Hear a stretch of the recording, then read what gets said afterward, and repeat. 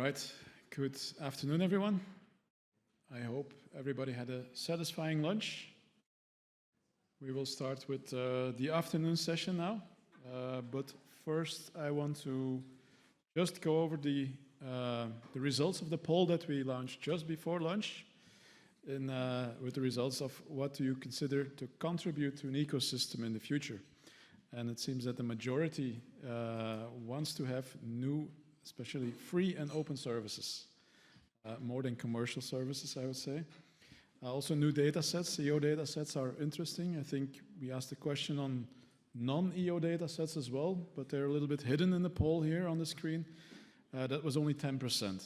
So the non-EO data sets are lesser important from what we see here.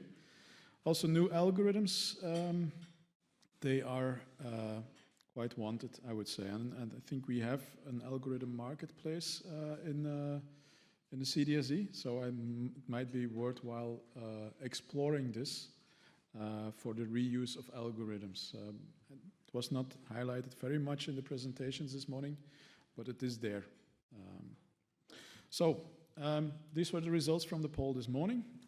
Now we switch to the speakers, and we have 4 speakers this afternoon sharing their user stories on how they use the CDSE. And the first one is online. We have Professor Heiko Balzter from the University of Leicester, an NCEO, who will share a user story on deforestation. So I'm not sure if you can hear us, Professor Balzter. Yes, thank you. I can hear you now. So let me just share my screen. I hope you can hear me too. Great. I think we're all set. Okay, very good. Thank you very much for inviting me today, first of all. So I'm Heiko Balzter from the University of Leicester. I'm also working in the National Centre for Earth Observation in the UK. And I have worked on a software library called PyEO, Python for Earth Observation, and we have used that for forest alerts from space. So in the context of this, we have been using the Copernicus data space ecosystem, and I'm going to talk about how we access that and how the forest alerts from space have really transformed the problem of illegal logging in a particular area where they have been used in operation.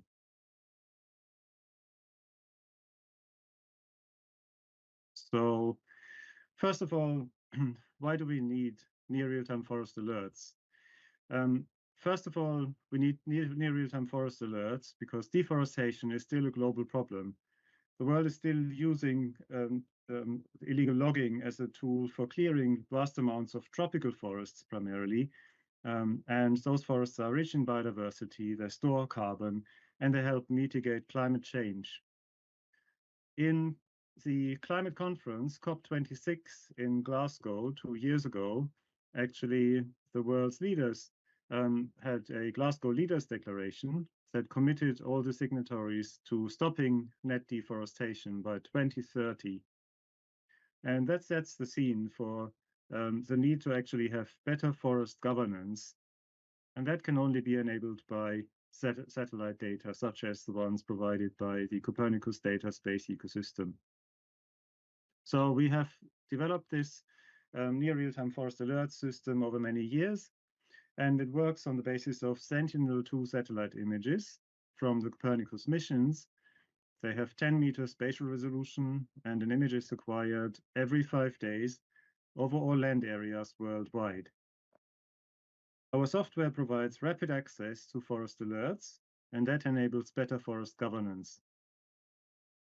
The PyEO forest alerts deploy machine learning image classification for an automated forest cover loss detection. And the success story really is based on free and open satellite data meeting free and open software development. In a nutshell, basically, we are querying the Copernicus data space ecosystem every 5 days for a new Sentinel-2 image over our study area where this is being applied. That is then analyzed automatically into a quick look, such as the one you can see here on screen. That's a before and after image of an area in Kenya where there was tropical forest in the first image, and then in the next one that has been cut. And those alerts can be sent to mobile phones, they can be sent by emails, they can be transmitted to users in different ways.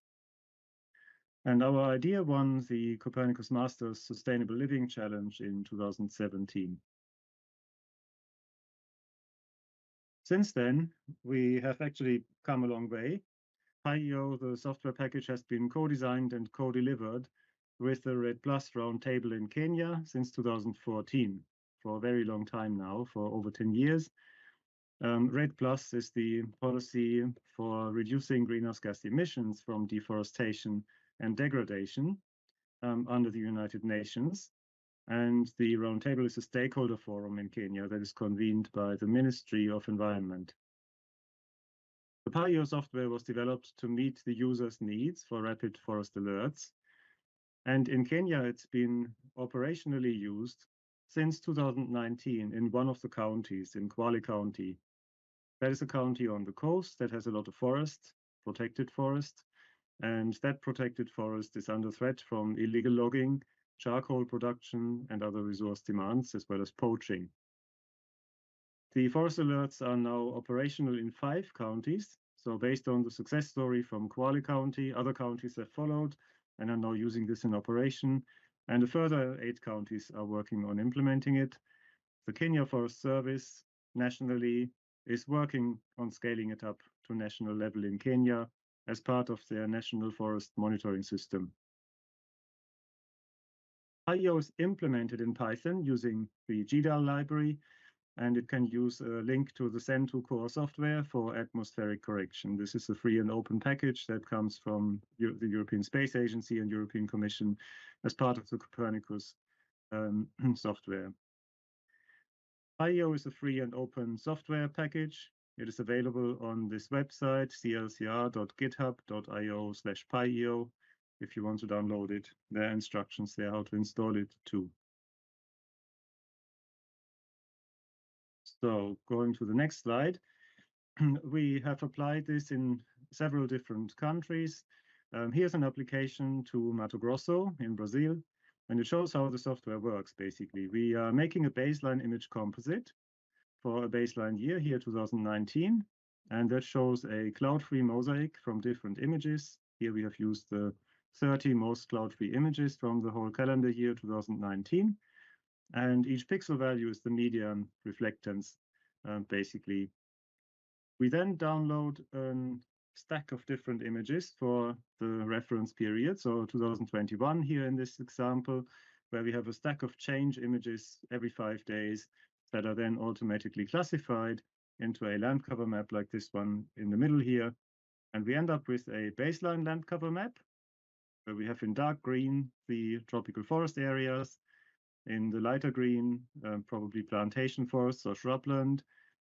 In brown, we have open, bare soil. In yellow, we have croplands. And each of the individual change images is then also automatically classified with the same machine learning model. And by doing a cross comparison, we get a change map from 2019 to 2021, where the white pixels here show the forest cover loss. And you can see just by visually comparing the baseline composite against this one change image that this is quite a good representation of the change in forest cover between the first image and the second. What is more, we can aggregate those change maps over time because we get one of these maps every 5 days. We can then count how often we have confirmed that forest cover loss. And we can sum this up and say, what is the date of the first detection? How many times was the detection confirmed? And various other statistical properties. That's in a nutshell how it works. All this is done overnight. So when the image is taken by the Sentinel-2 satellite, the querying, the downloading, atmospheric correction, classification, change detection, and transmission to the user can all happen overnight. And in the morning, when somebody comes into the office, they can find the alert on their desk. In Kenya, we have developed a national geodata frame. Kenya is covered by 90 Sentinel-2 tiles. Each tile, as you probably know, is 100 by 100 kilometers and has an area of 10,000 square kilometers in total. The file size is about 1 gigabyte on average. So there's about 90 gigabytes of data every 5 days over Kenya that needs to be processed. And the Kenya Forest Service are operating the software in-house on their own Windows machines, so it can be done locally. It doesn't have to be done on the cloud. Although we have also developed this as an application on the CEPAL platform at the Food and Agriculture Organization, FAO. Here's an example of how these alerts are being used in the context of the Kenya Forest Service. When the Kenya Forest Service receives an alert from the PyEO software, they send out a team of rangers to inspect what's going on in the forest. And they report back using a mobile app on what they find. So what this shows is a map with all the red dots showing the forest alerts that they have inspected. And the bar chart shows the cause of the forest cover loss. The longest bar, the blue bar here, is the illegal cutting of forest trees. That was the most common reason why the forest alert was received. And they can then follow this up, take photographs, and upload all of this into a GIS database. The photo here is actually tree planting. So tree planting can also be reported with the same mechanism.